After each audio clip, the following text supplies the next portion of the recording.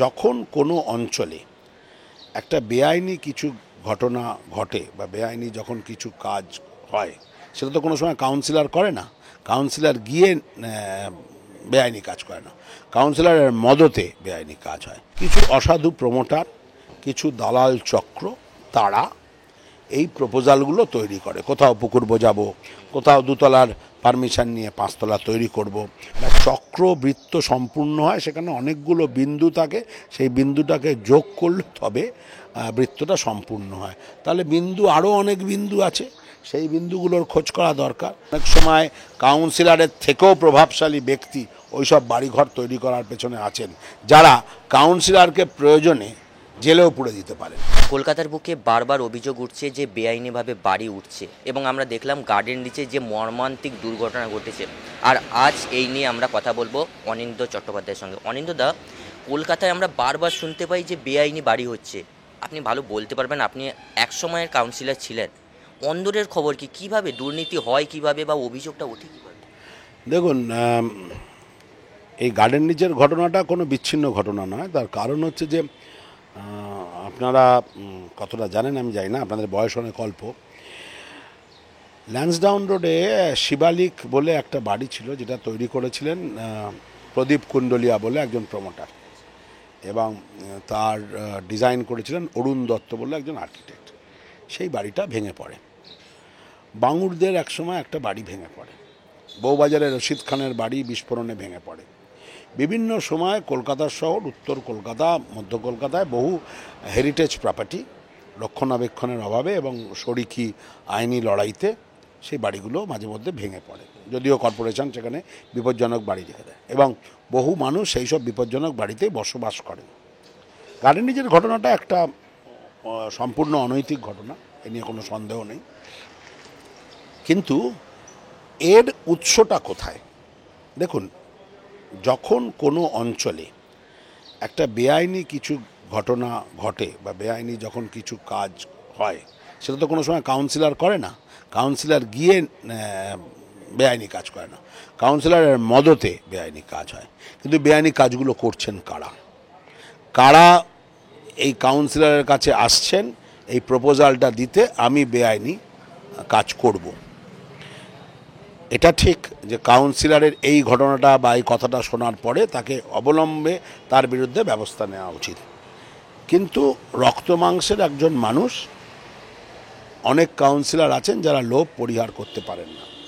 আবার এটাও ঠিক, অনেক কাউন্সিলরকে বিনা ষড়যন্ত্রে, বিনা দোষেও তার বিরুদ্ধে অ্যাকশান নিয়ে নেওয়া হয়, কিছু না অভিযোগ থাকা সত্ত্বেও। যেমন আমার বিরুদ্ধেই হয়েছে অনেক ঘটনা। আমি একটা বেআইনি কাজ হচ্ছিল, আমি আটকাতে গিয়েছিলাম, পরবর্তীকালে আমার বিরুদ্ধে ষড়যন্ত্র করে এমন একটা জায়গায় নিয়ে যাওয়া হয়েছিল, আমারও জেল যাত্রা হয়েছিল। কিন্তু পরবর্তীকালে পশ্চিমবঙ্গ সরকার সেটি ভুল বুঝতে পেরে, আমি কৃতজ্ঞ মাননীয় মুখ্যমন্ত্রী মমতা বন্দ্যোপাধ্যায়ের কাছে, তিনি আমার বিরুদ্ধে সমস্ত অভিযোগ উইথড্র করে নিয়েছিলেন, রাজ্য সরকার উইথড্র করে নিয়েছিল।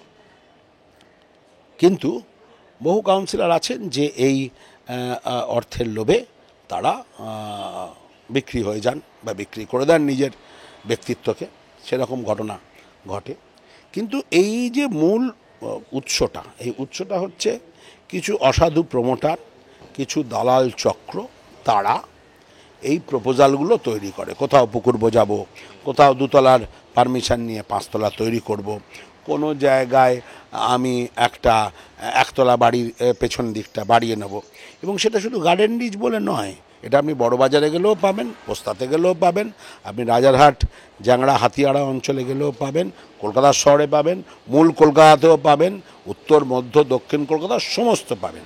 এই বেআইনি করার প্রবণতাটা সমস্ত মানুষের মধ্যে রয়েছে, যে আমি একটু সুযোগ করে নেব, আমি একটু বেশি মুনাফা নেব, আমি এটা বেআইনি ডিজাইন অ্যাপ্রুভ যেটা রয়েছে তার বাইরে, নকশার অনুমোদনের বাইরে গিয়ে আমি কাজ করব। কিন্তু সেটাতে তারা মোটা মোটা টাকা অফার করেন এই দুর্নীতিরটা তৈরি করার জন্য। তো হ্যাঁ, এটা ঠিক যে কাউন্সিলর বা সেই অঞ্চলের যিনি জনপ্রতিনিধি আছেন তার দায়িত্ব আছে। কিন্তু আবার এটাও ঠিক যে অনেক সময় কাউন্সিলর গিয়ে যদি দেখেন অন্যায় কাজ হচ্ছে, বাধা দেওয়া হচ্ছে, অনেক ক্ষেত্রে তিনিও কিন্তু ষড়যন্ত্রের শিকার হয়ে যান।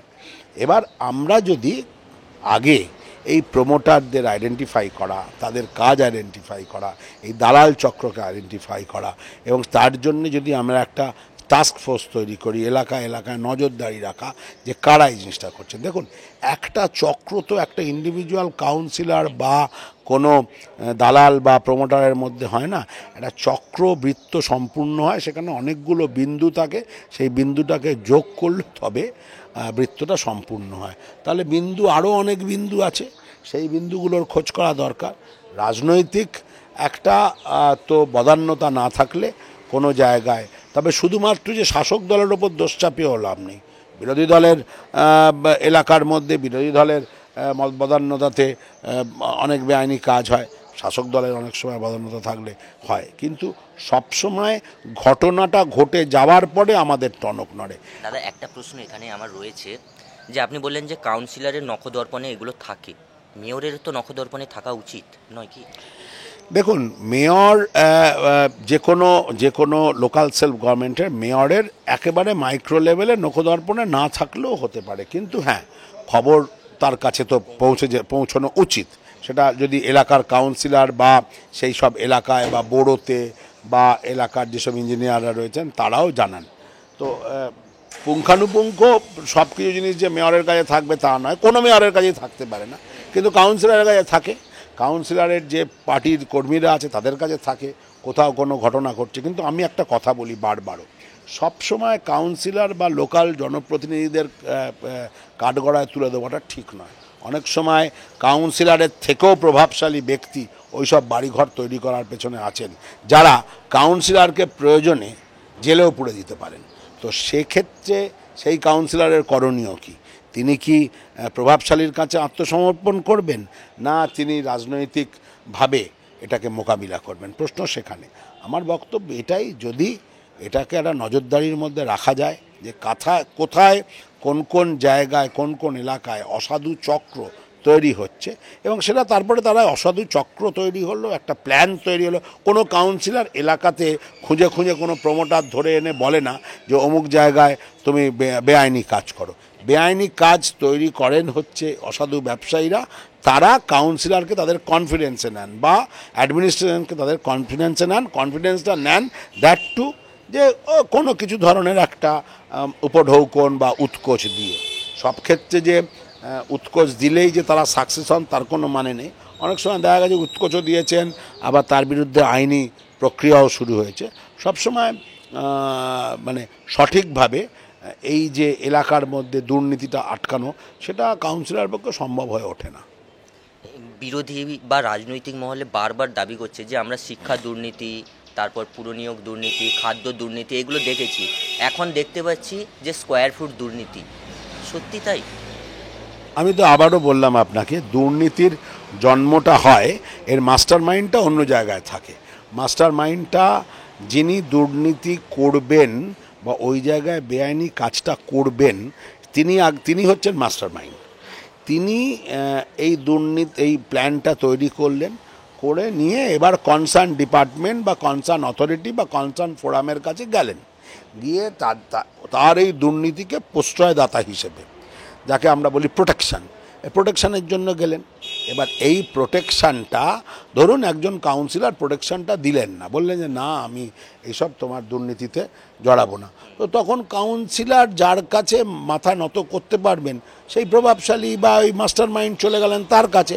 এবার সেই জায়গা থেকে কাউন্সিলরের কাছে চাপ এলো যে তুমি এটাকে প্রোটেকশান দিয়ে দাও, এই কাজটা তাকে অ্যালাউ করো। তখন অনেক ক্ষেত্রে কাউন্সিলরকে বাধ্য হতে হয় কাজটা করতে। তার মানে এই নয় আমি কোনো কাউন্সিলরকে ডিফেন্ড করছি না, কাউন্সিলরের দায়িত্ব দায়বদ্ধতাটা নিশ্চয়ই থাকবে, কিন্তু তার সঙ্গেও যে আমি বাড়ি ভাঙলো বলে একজন প্রমোটারকে অ্যারেস্ট করে নিলাম, এটা প্রদীপ কুণ্ডলিয়ার ক্ষেত্রে হয়েছে, রশিদের ক্ষেত্রেও হয়েছে, অন্যান্য ক্ষেত্রে প্রমোটারকে ধরা হয়। তো প্রমোটার যখন এই 5 তলা বাড়িটা তৈরি করছে, একদিনে তো আর 5 তলা বাড়ি তৈরি হয়ে যায়নি, 5 তলার ভিত হয়েছে, যাই হোক যে ধরনেরই ভিত হোক না কেন, ভিত হয়েছে, তার উপরে কলম উঠেছে, তার উপরে মাথায় গিয়ে একটা ঘর মতো তৈরি হয়েছে।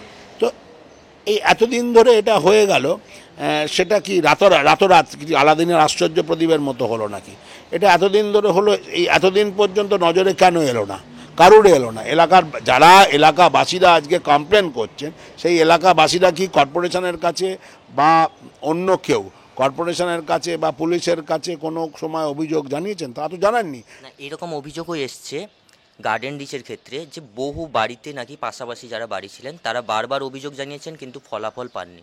কোথায় জানিয়েছেন বা তারা কি রিটেন অভিযোগ জানিয়েছেন? তাদের জায়গায় যদি আমি থাকতাম তাহলে আমি লিখিত অভিযোগ জানানোর পরেও যদি কাজ না হতো আমি হাইকোর্টে চলে যেতাম। তা তারা যাননি কেন? তাদের ফোরাম কেন হাইকোর্টে যায়নি? তারা কেন আইনের ব্যবস্থা নেয়নি? সবাই ঘটনা ঘটে যাবার পরে ভয়ের একটা বাতাবরণ তৈরি করার চেষ্টা করেন যে আমরা বললে ভয় পেতাম। তো অনেক ফোরাম আছে। তারও তিনি যখন আজকে এই কমপ্লেনটা করছেন, এই কমপ্লেনটা 10 দিন আগে করলে তার যদি মনে হয় যে তার প্রাণ সংশয় হতে পারে, তাহলে তার প্রাণ সংশয়ের ভয়ে তিনি করেননি। তাহলে উনি অন্য কারোকে পাস করে দিতে পারতেন যে আমি বললে এটা প্রাণ সংশয় হতে পারে, তাহলে তুমি গিয়ে এই জিনিসটা করো, পিআইএল করো, যে এই বাড়িটা আমার মনে হচ্ছে, আমার সন্দেহ হচ্ছে। হাইকোর্ট ডিরেকশানস দিত, সেই অনুযায়ী দেখা যেত যদি এটা বেআইনি নয় তাহলে তারা বাড়ি করতে পারতেন, যদি বেআইনি হয় তখনই তাদেরকে শোকজ করতে পারতেন। কিন্তু সেটা হয়নি। আমরা করি কি, যে কোনো ঘটনা ঘটে যাওয়ার পরে আমরা নিজেদের পাবলিসিটি করার জন্য টিভির সামনে, ক্যামেরার সামনে আগে যাই, গিয়ে আমাদের রোষ আছড়ে দিই আর কি। তো সেই রোষটা আছড়ানোর আগে যদি আমরা উদ্যোগ নিয়ে ঠিক ফোরামে কমপ্লেন করে দিতাম তাহলে এই জিনিসটা ডেভেলপ করতো না। মানে কড়া পদক্ষেপ নিলে এটা আটকানো যাবে, ভবিষ্যতের জন্য একটা ভালো বার্তাও যাবে।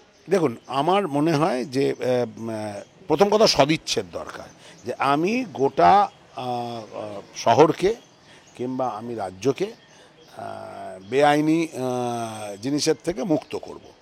তো যে বেআইনি জিনিসের থেকে মুক্ত করতে গেলে আমাকে যে পলিসিটা করতে হবে, সেটা কি পলিসি?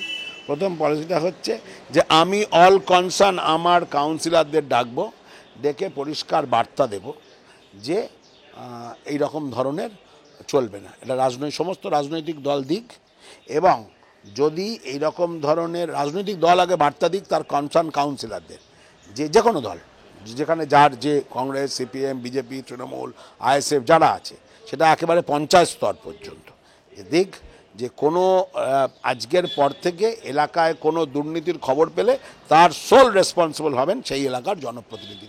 দল আগে সেই বার্তা দিক, রাজনৈতিক নেতারা আছেন মাথায়, তারা সেই বার্তা দিক যে সেই অঞ্চলের নির্বাচিত জনপ্রতিনিধি will be the sole responsible for this irregularities.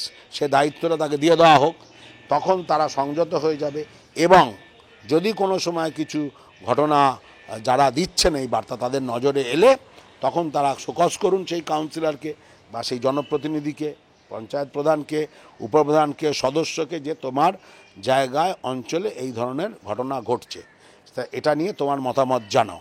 সমস্ত জিনিসের তো একটা সিস্টেম আছে, সেই সিস্টেম ধরে চলুক। চোরকে বলবো চুরি করতে আর গেরস্তকে বলবো সজাগ থাকতে, এইভাবে তো কোনো জায়গায় চলতে পারে না।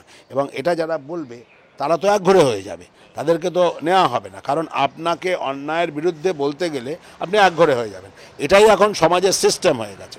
আপনি যে কোনো সংগঠন, যে কোনো অর্গানাইজেশনে যদি দেখেন যে সেখানে কোনো ইরেগুলারিটিস হচ্ছে, আপনি যদি তার বিরুদ্ধে প্রতিবাদী হন তাহলে আপনি একঘরে হবেন। কারণ এই দুর্নীতি করার সংখ্যাটা তো বেড়ে গেছে, বেড়ে যাচ্ছে প্রতিদিন, প্রতি মুহূর্তে বাড়ছে। ফলত আপনি সেখানে একঘরে হয়ে গেলেন। এবার একঘরে হয়ে যাওয়ার পরে আপনার একটা মানসিক চাপ, অবসাদ তৈরি হবে। কোয়াইট অবভিয়াস আপনি আর এর পরে এগোবেন না। সেই সুযোগটা এরা তৈরি করার চেষ্টা করছে, একটা বাতাবরণ তৈরি করবে ভয়ার্থ, যাতে প্রতিবাদী মুখগুলো আস্তে আস্তে দূরে সরে যায় এবং তারপরে তারা মৌরসি পাট্টা গেড়ে বসবে। কিন্তু এই জিনিসটা সারা জীবন ধরে চলে না। আমরা তো ভেবেছিলাম যে 35 বছরের বামফ্রন্ট সরকারকে সরানো যাবে না, তো গিয়েছিল তো একদম, তো তারা তো চলে গিয়েছিল। সুতরাং যে দলই, যে রাজনৈতিক দলই তার বিভিন্ন অঞ্চলে, শুধুমাত্র তৃণমূল কংগ্রেসের ঘাড়ে বন্দুক তুলে তো লাভ নেই। রাজ্যের শাসক দল ঠিকই, কিন্তু দুর্নীতির সঙ্গে আমি মনে করি সমস্ত রাজনৈতিক দলের যারা জনপ্রতিনিধি আছেন তাদের এই দায়িত্বটা নিতে হবে যে আমার এলাকায় একটা দুর্নীতি করতে দেবো না। কোনো জনপ্রতিনিধি একটা বলেছেন, সারা পশ্চিমবঙ্গের বলুন তো কোনো পঞ্চায়েত সদস্য বলেছেন আজ থেকে আমি ঘোষণা করলাম আমার এলাকায় একটাও বেআইনি কাজ আমি ঘটতে দেবো না? কারণ সিস্টেমটাই তো এরকম হয়ে গেছে। কারণ কোনো না কোনো জায়গায় যে বললাম বৃত্তের প্রতিটা বিন্দু কোনো না কোনোভাবে যুক্ত হয়ে গেছে। আপনি বলবেন আপনার উপর একটা অন্য ধরনের চাপ আসবে, তখন আমাকে পিছু হটতে হবে, এই করে করে আস্তে আস্তে এগিয়ে যাচ্ছে। শুনলাম আমরা অনিন্দ্যদার কথা। যে বেআইনিভাবে যে বাড়িগুলো নির্মাণ হচ্ছে তাকে কিভাবে আটকানো যেতে পারে। ক্যামেরায় গৌতমের সাথে সুমন, চ্যানেল হিন্দুস্তান। বিভিন্ন বিষয়ে ভিডিও পেতে চ্যানেল হিন্দুস্তানের ইউটিউব চ্যানেল সাবস্ক্রাইব করুন www.youtube.com/channelhindustan।